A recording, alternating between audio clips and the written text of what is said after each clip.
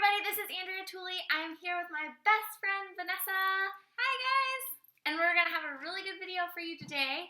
I think Vanessa has a lot of amazing tips to tell you.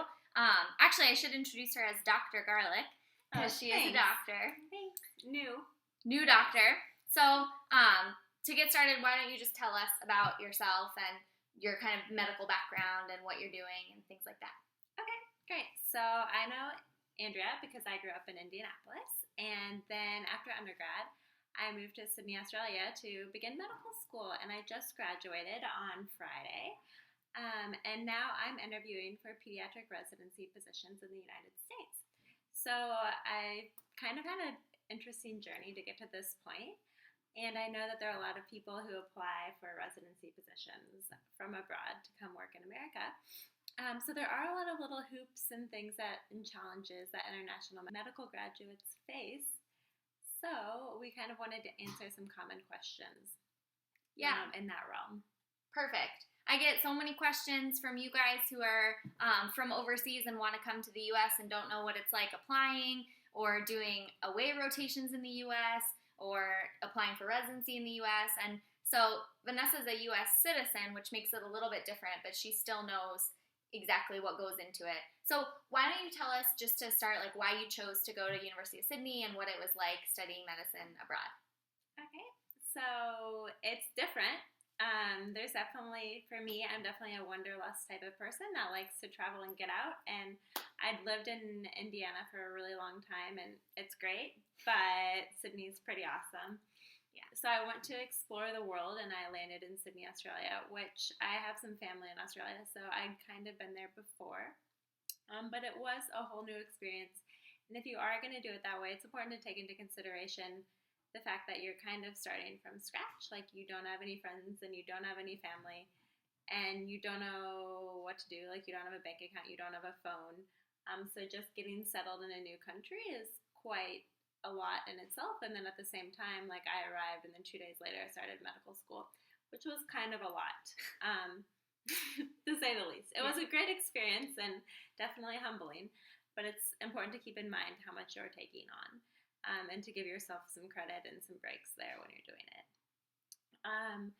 And then other things that are important to keep in mind is that if you do want to come back to America, if you've left to go abroad to study, or if you're going to America and you are a foreign person,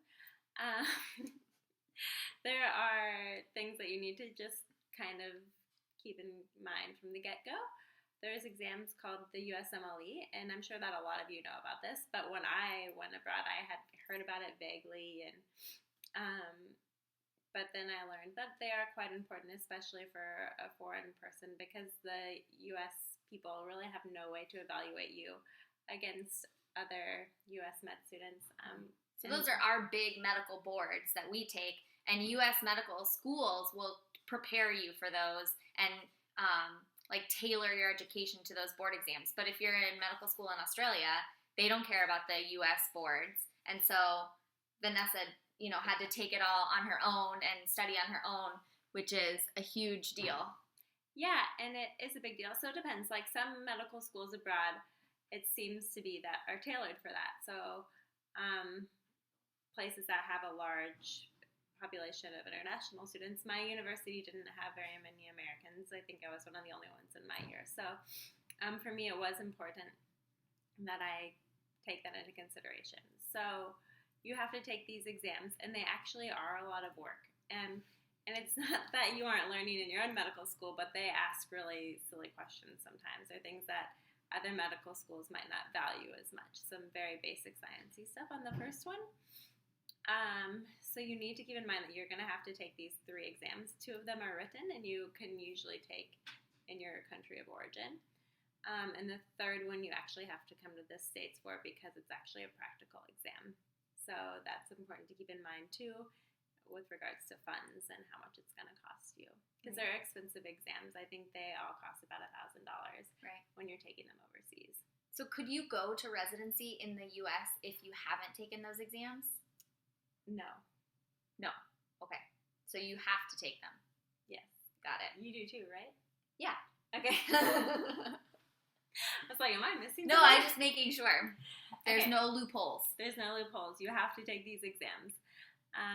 And another thing to keep in mind is if you want to do residency here, you really need to make sure that you do rotations in the States, and that can be really difficult to acquire those rotations. Yeah. Particularly more recently. So when I was doing mine, it was hard because a lot of schools, just because it's a huge hassle to have international students come rotate there, have stopped taking them for electives. So you need to get on that early. I see. And try to organize those, because the goal of those rotations is not only to learn in the U.S. system, but it's also to get good letters of recommendation, Right. which when you're applying to residency are a large portion of your application as a foreign applicant. For sure. Yeah. Where did you do your OAs? So my school only allowed me to do 2. So I did one at the Cleveland Clinic, and then I did one at UNC Chapel Hill. And that's another thing, is that they can be really expensive. So my one at the Cleveland Clinic was free, and they actually let me live on site, and that was fantastic and very kind. My UNC one was $2,000 for 4 weeks. Wow. Which is a lot, but in comparison to some other programs, that's actually quite cheap. Wow. So that's important to keep in mind. I think I had a friend who did one at Yale that was 4 weeks, and that was $4,000, and they don't provide housing. Wow. Yeah. So, I mean, this is like something that you're going to have to think about financially as well. Mm-hmm. Okay. Yeah. So really your away rotations, the 3-step exams, and then staying on top of all the timelines of things, because the American medical students, obviously, their faculty is pretty up on what's going on with the whole thing. But as a foreign person, you're not going to have any clue what's going on. So you have all these like silly things going on. Like you have to get a token to apply for residency or all those things. And that means nothing if you're foreign. Okay. That's awesome information. In general, I think it seems like it's more challenging to be a foreign medical grad compared to a U.S. medical grad. So what do you think are like the biggest challenges to being someone from abroad who wants to come to the U.S. for residency? So the biggest challenge is just the fact that you're going to be a foreign medical graduate. And residency programs, when they're taking applicants, so it doesn't matter if you're applying to pediatrics, plastic surgery, ophthalmology, they want to know that you're going to be a good asset to their program because they depend on you. Right. And it's more difficult for them to trust that you're going to be a great asset and a great person to work with if you're coming from the U.S. because they know the system that you've trained in. And they are familiar with you, really, and you likely have letter writers that they might even know by name. But if you're a foreign graduate, they don't really know anything about your school. Your transcript is likely not in the same format that an American one would be. So you only have a few ways to really prove yourself. And the ways that you can do that are, like we discussed, through your USMLE exam scores, and through your away rotations and acquiring great letters of recommendation, very strong ones, not just mediocre ones. And those can be really difficult to follow up on because people will say that they'll do them, and it's actually quite challenging. Yes. You had to chase someone down for a letter. I did, and it's shocking, but hopefully that won't happen to you guys. And then, so you have to keep these things in mind. And then when you're applying to residency, you have to apply quite broadly because, like I said, you're not as favorable in their eyes because you're a bit of a wild card. Like, who knows what you're going to be like? And they can only interview so many people, and they get tons of applicants. So it's really important to have connections, and any connection at all that you can get, you should use. For example, I got an interview randomly because I'm a big runner, and I was on a run with somebody who I run with regularly. And just through chatting, I learned that one of their family members does research at this institution that I really wanted an interview at, and I thought it was such a long shot. And I was like, hey, do you happen to know anybody in the program that might be able to? And then turns out his cousin's best friend is the program director. And so it's like you have to use every resource to your advantage. And it's really difficult because a lot of us aren't the type of people who want to try to pull those strings because it's uncomfortable. But it's really important. So the biggest challenges of being an international medical graduate are when you're applying to residency and just getting all your ducks in a row to get there. And it's important to realize that it's not necessarily easy. Like, international medical graduates do have much less likelihood of matching than an American medical graduate. Right. Obviously, you improve your chances by having great letters, having great scores, And I would imagine that English proficiency is probably pretty important, especially in your interview day. Yeah, definitely. Okay. What if you do residency overseas? Can you come to America and just be a doctor? No. No. So you still have to do your whole residency over again, which is part of the reason that I've come back now, because I'd been in Australia for 4 years. I love it there. It's amazing. My life is there now, and so making the decision to come back to the States was quite difficult from a personal level. But ultimately, I know that if I'm 45 and a fully qualified pediatrician, I'm not going to want to come back and be a pediatric intern all over again.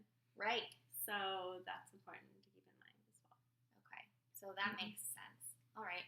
And you're doing peds. What made you want to do pediatrics? I think people who go into pediatrics just know they want to do pediatrics. It's pretty obvious. Like, you get to work with kids all day. It's happy. Everybody in the field's super nice. Like, you don't have any meanies. There's no... Everyone's always really nice. And it's always, like, bright. And kids are way less gross than adults. I think the ick factor is way less. No offense. That's awesome. Yeah, and so I just knew, I knew during my OB rotation because I really, really loved obs-gynae. However, when the babies were born, I realized I just wanted to go with baby. I was sick of the mom, like, she's great, but, like, I didn't want to stay there and deal with the sewing the perineum. I would rather be happier to go with the baby, and so that was my first experience with peds, was my neonatology rotation, and from there on I knew that I really loved it. That's great. And you're also really into global health and global medicine? Yeah. What kind of stuff can you do with that, or what interests you about that? So I've just had a few experiences working abroad, and I found them really great. You get to use your hands more. You get to be more the front line with the patient. There's fewer barriers between you and the patient. It's almost like the way medicine used to be. So I think that's really fulfilling. It's really great for you on a personal level, and then hopefully you can help somebody else in the process. I think that's the ultimate goal. However, it can sometimes feel like you're getting more out of it than them, and so it's important to have a sustainable project. Here's another question. If someone is not from the U.S., do you think it's better for them to go to medical school and residency in the U.S., or should they stay in their home country for medical school and then try to come over for residency? Or does it not make a difference in your experience? My experience, it would probably be better to come to the U.S. to do medical school and your residency. However, I honestly have no idea, but I would assume that it's quite difficult to get into U.S. med school as an international student. I'm not sure. I would look into that before you apply to a bunch of med schools, because I'm pretty sure it's quite pricey to apply. So, yeah, that's something to keep in mind. But also, if you are really young, it might be better to stay into your home country for a while, too, and grow up and then make that decision. Good advice. And do you think you would do it over again? I think I would. However, I would take into account how challenging it was before, just jumping up of the plane and being like, yeah, it's going to be fun. Because it was really fun, and I learned a ton, and I don't regret it at all. I think I became a much more well-rounded person because of it. But it's not always like surf and sunshine. I mean, there's a lot of work too. Yeah. Would you ever go back to Sydney to practice? Yeah, I love Sydney. Good answer. If you do residency here in the U.S., can you then practice in other countries, or would you have to do like their residency all over again? I think it's highly dependent on the country. Okay. I'm not entirely sure. I think a lot of places you might have to do some rural return of service, so work in an area of need or something for a while before you were permitted to have full medical license all over the country. But it would be highly country dependent, and if you want to, you would want to keep that in mind too. If you're from a foreign country and you think someday you might want to go home and take care of your parents when they're old or something, you would want to keep that in mind. Right. Okay. Any other advice for budding medical students or budding residents? Yeah, work hard, but give time for yourself and make sure you keep your friends. Yeah. Really important, because they're really awesome. We're best friends. Yeah. Well, thanks, Vanessa. Great. You're the best. Thank you. Okay, Bye. bye.